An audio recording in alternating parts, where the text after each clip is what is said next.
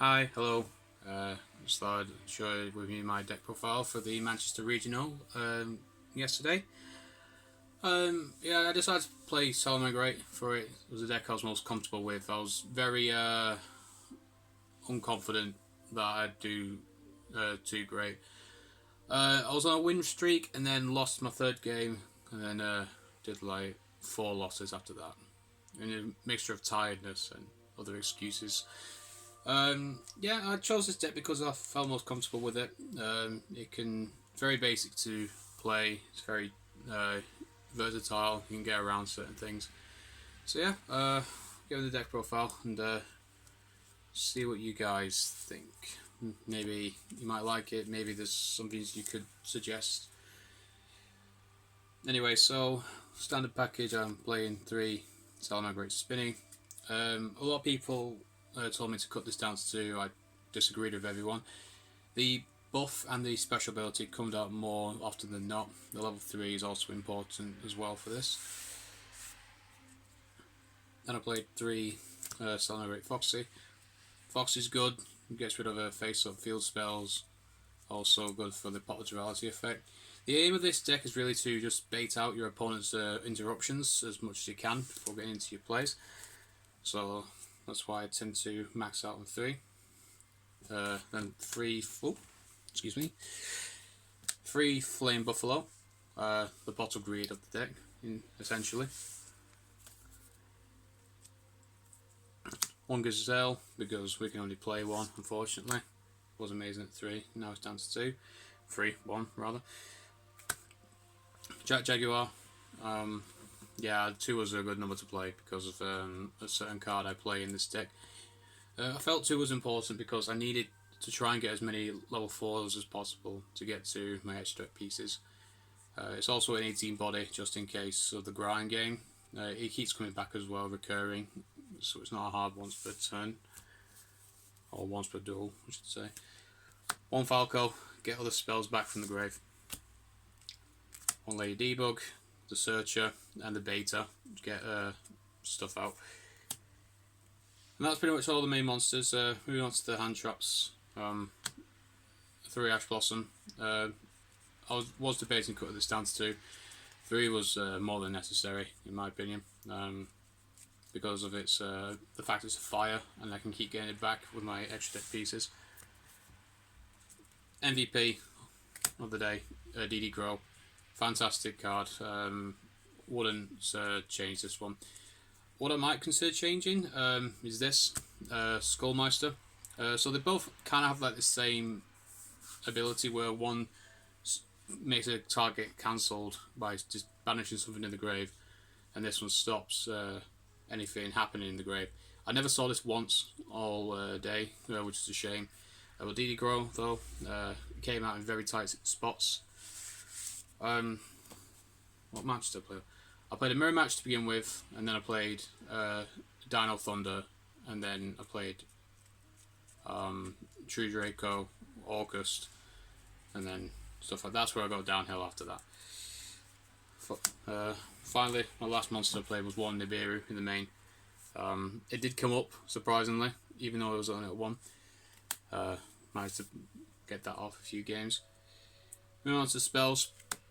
3 Silent Manning. First off, just want a massive thank you to a friend of mine let me borrow 2 copies for the day.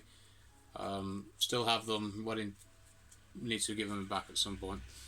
But yeah, Silent Manning is essential. You can't really play Salas without it. Salamangreat Circle. Again, if this was at 3, I'd play this more than Silent Manning. This one I was kept going back and forth on. So Will of the Salamangreat at 3. I was debating playing 2 with 1 Monster Reborn in case I wanted to get stuff from my opponent. It's good. It's just the hard once per turn clause. You can only use either 1 effects. So whether you revive a Salamangreat from your graveyard or especially from your hand to stop your normal summon, or do the reincarnated ability to do the soul charge. I was too scared of being buried because before I activate this card, I'd get into combos and realise that I was in 4 cards in. So if I did any more, it would have been quite costly, which did happen a couple of times, which did affect my matchup. More draw cards. 2 desires, 1 upstart. I did side this out a lot though, because I just didn't really see it. The times I did see it was like either the start or the late of the game, and it didn't really make much of a difference. But desires was essential. That's why a majority of cards have been played at 3 in this deck.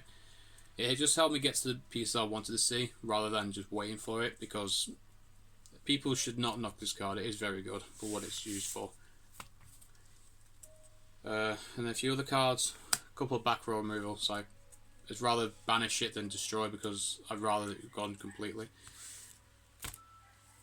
And then something I don't see a lot in decks nowadays, Called by the Grave.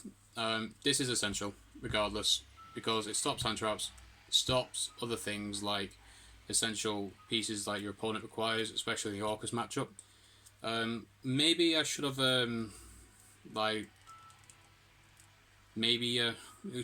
chose better targets. I just felt, I'm not the best player of this deck, hence my ratio, but I had a lot of fun with it. But yeah, that card was important, I believe.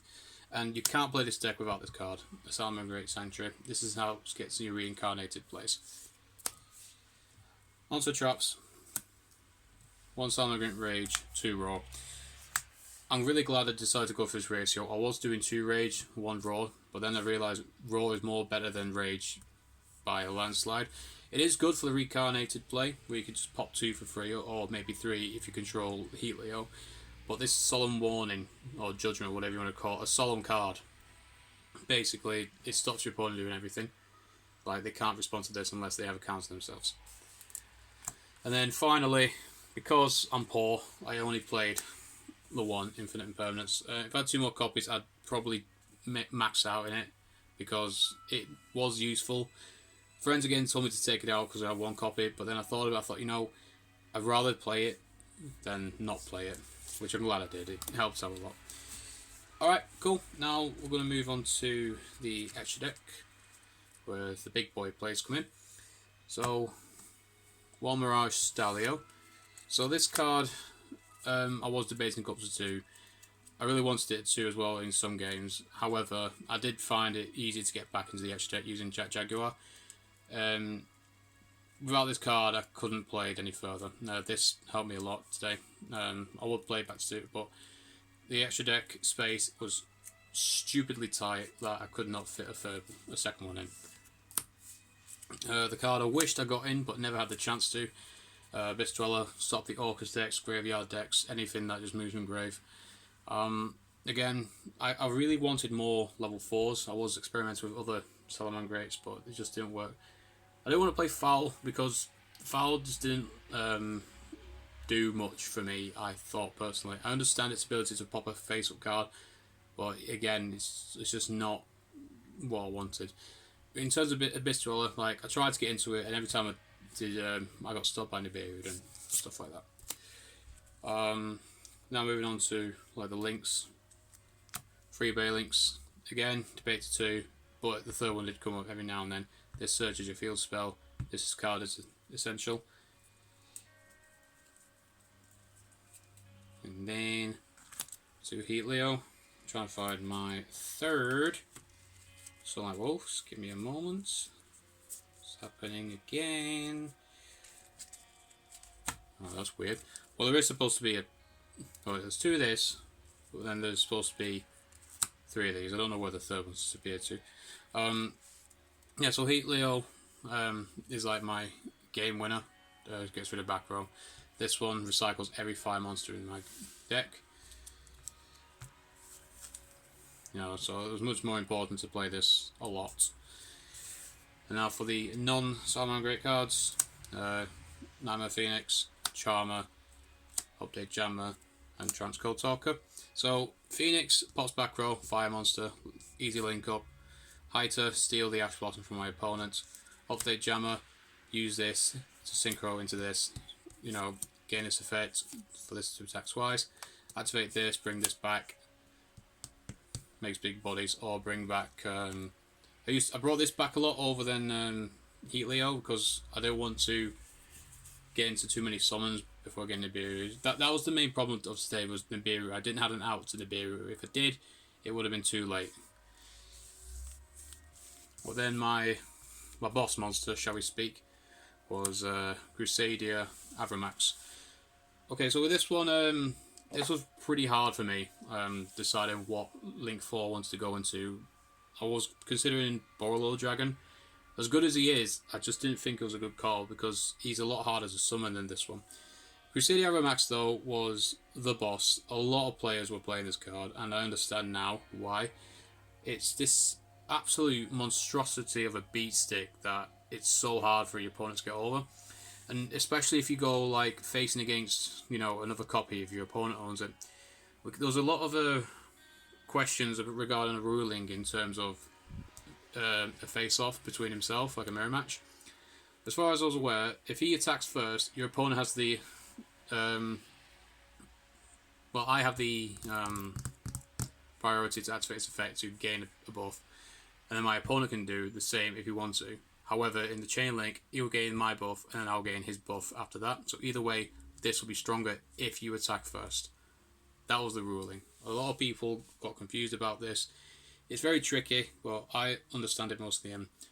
Also, the fact that you can't get targeted, you know, so it's practically invincible. It requires non-target removal to get rid of it. But yeah, I was very pleased I chose that over than Borrelord. Side deck cards, tokens. Let's get them out of the way, and the field center. Okay, from the side, 2 more Nibiru's, in case I need to max out on those combo heavy decks. I played against a hero player. It worked once, but then game 2 and 3, I just got bitch slaps. So, heroes, don't underestimate them. It's a very rogue deck, you know, something to watch out for. Banker tops. This was necessary because main deck Salamangreat monsters don't have high attack, so this is like out to everything. For back row heavy decks, Twin Twisters, this was essential. MVP of the side, Lancia, you know, that and DD Crow, you know, depending on the outcome. You DD Crow to stop a target, and then afterwards, maybe you would tribute this if they try to do something else, and then your opponent or you cannot banish for the rest of the turn. So that was a good shout to play for this format. 2 mind control to steal monsters. Debating Crackdown, just not for Salamangreat because it's too slow. So this was much better in my opinion, and you can just use it to link away and steal the monsters. And then I played 3 system down. It's a very it's not the best side deck in the world, I'll admit to that. But my main fear of yesterday was Sky Striker decks or Orcust or both the mishmash. Because they're all machines, this card was the go-to. One thing I would say though, I didn't consider that they run the Topologic Dragon as well, which requires like a link for summoning. However, it did help, and it did make my opponents think. And congrats to them for like doing big brave plays, getting it out. So yeah, that's pretty much my deck profile. Let me guys know what you think. Any suggestions, please comment below. I'd love to hear your thoughts. It's just one of them decks where I feel like if you don't, you know, play something you're not comfortable with, then you're not going to enjoy yourself. So I was quite happy I played this deck. I've been playing it for a while now, and yeah, I'm going to be happier. I mean, well, I could have done better. But like I said, tiredness and lack of concentration does kick in after a while. Regionals, 7 rounds, it was a long day. Anyway guys, thanks again, and I'll see you in the next profile, whenever that might be. Cheers!